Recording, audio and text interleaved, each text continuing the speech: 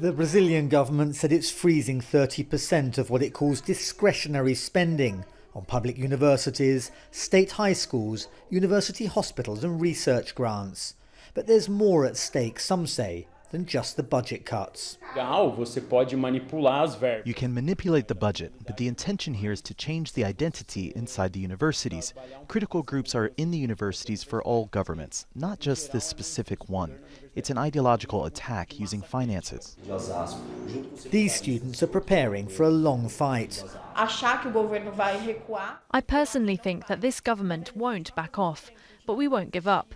It won't just be one demonstration. This is not just affecting the students, but the whole society. They started saying that universities don't do research and are places of disorder that represent only expense for the government. That's not true.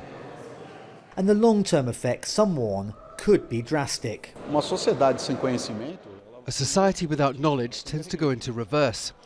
When you destroy knowledge, you lose independence and start depending on others. Already strained public education buildings, they say, will fall into further disrepair. Many here see this as more than just a cut to the public education budget.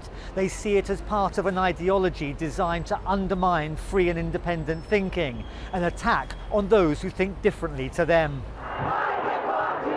The first protests, when the cuts were announced earlier this month, attracted over 1 million demonstrators in cities across Brazil.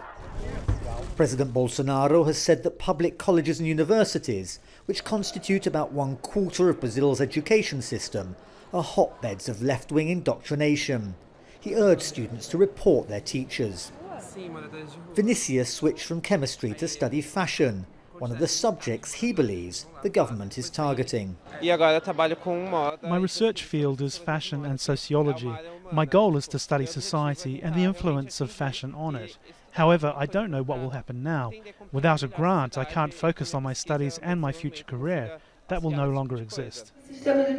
While both sides emphasise the importance of education, many feel that the very heart and soul of Brazilian society lies at the centre of this conflict.